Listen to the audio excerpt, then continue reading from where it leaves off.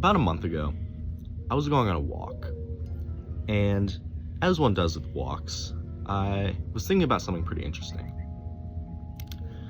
I, for some reason, had this idea to think back on all of my recent memories in which I had had the most fun. So essentially, my best recent memories. And I wanted to find a connection between them. I wanted to find, is there some sort of correlation? Is there some sort of is there some sort of criteria that determines whether a memory will be good or not? And after thinking about that for a little while, I narrowed it down to 4 criteria. So that's what I want to explain in this video. I want to create a framework for fostering good memories so that you can hopefully use that framework to create good memories of your own. So let's get into that.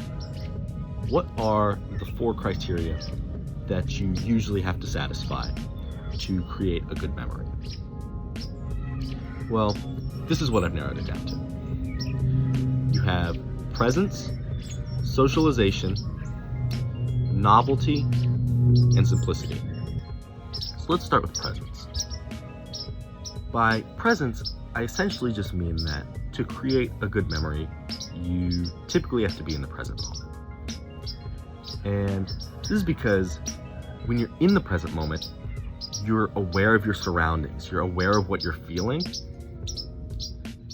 And so when you are aware of those things, you're more likely to be able to convert that into a memory, because a memory isn't going to allow you to relive an experience exactly. What you're remembering is the feelings.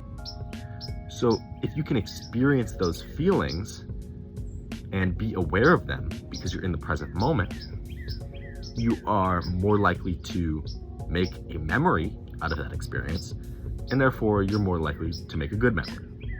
And so if you want to learn how to get in the present moment, I've actually already made a video on that.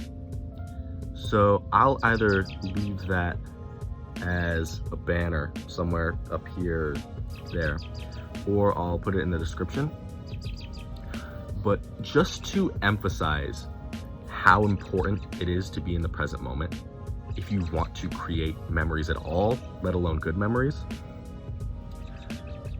every single memory that I thought of on that walk while I was trying to connect the dots on how to make good memories, every single good memory that I considered on that walk, I was in the present moment. There was not one exception.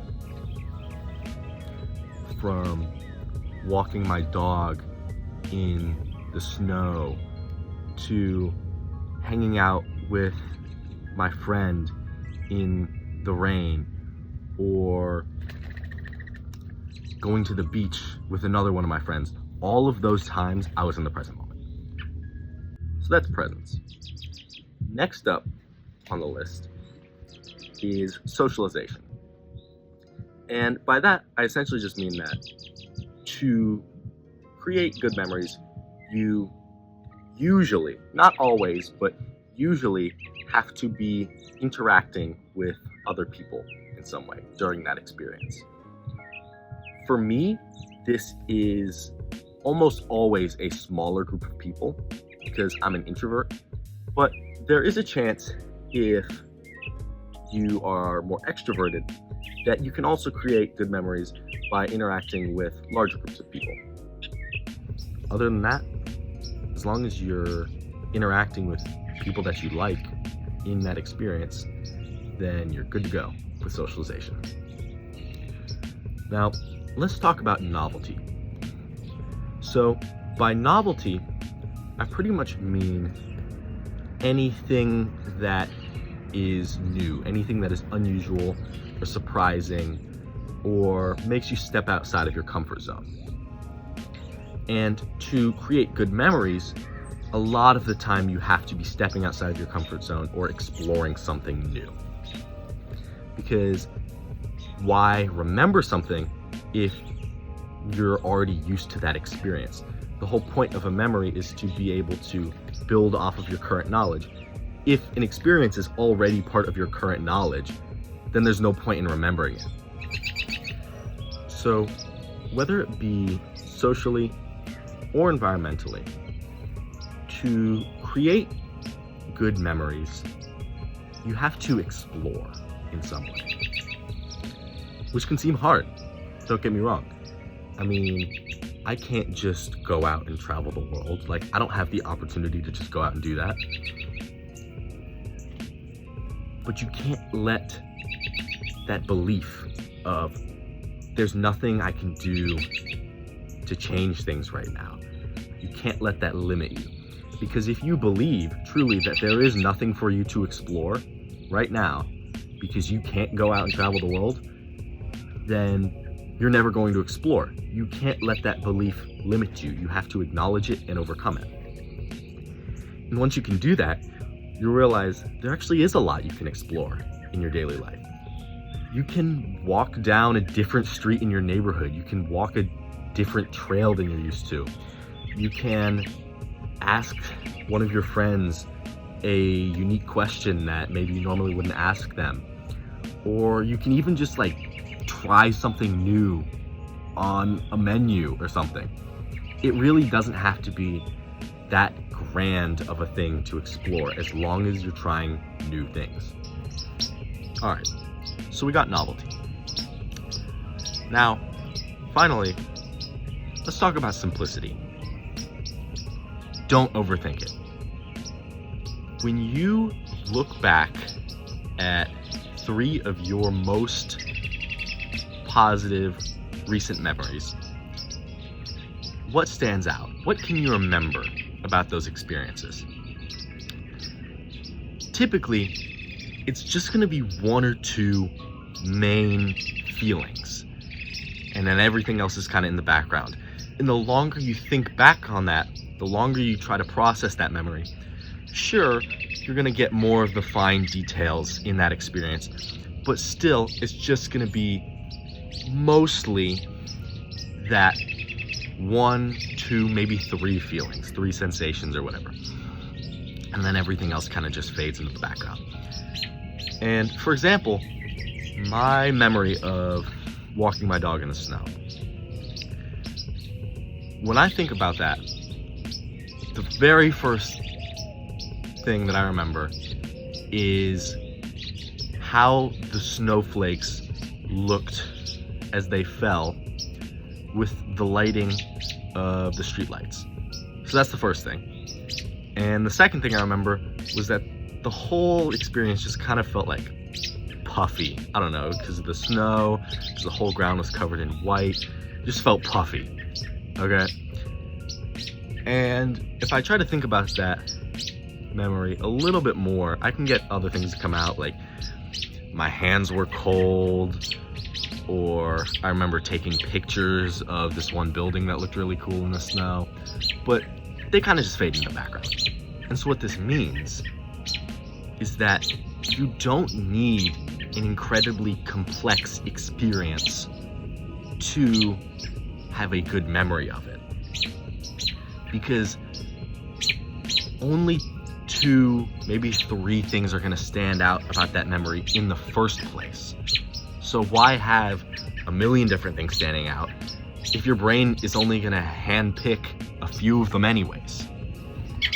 This also means that the simpler the experience is, as long as it causes some sort of mental engagement, the more capacity we're going to have to interpret that experience and get complex emotions out of it.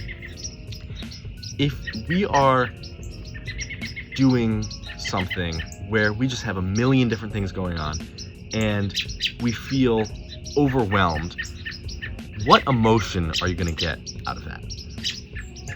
Well, a lot of the times, if I'm in an overwhelming social situation, my thoughts aren't very complex. I'm just thinking, get out of here, get out of here, get out of here. Because my brain is using so much energy to even take in the situation that I can't break it down and turn that into emotions and draw conclusions. And what you want out of a good memory is to be able to draw emotions out of that and to be able to draw conclusions from it, especially to be able to draw complex emotions like awe or wonder. Those kinds of memories are always going to be good memories, as long as it's not some sort of traumatic thing. In fact, in my opinion, I think those kinds of memories where you can think back and experience this incredibly complex emotion, I think those are the best kinds of memories. I don't want to think back to an experience and just think happy or sad. I want to think beautiful or amazing or fascinating. And I think this actually ties back to the present moment thing as well, because to be in the present moment, we have to make things fairly simple. We have to be experiencing something fairly simple most of the time. You can't be doing a million things at once, and like I said in another video, bombarding your nervous system with all this information. You can't be doing that and simultaneously be in the present moment.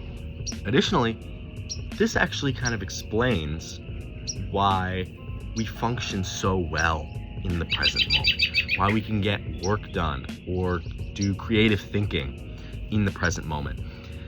And that's because we are able to draw on our past experiences, and because we're not processing so much information at once, because we're in this simple situation where we're in the present moment,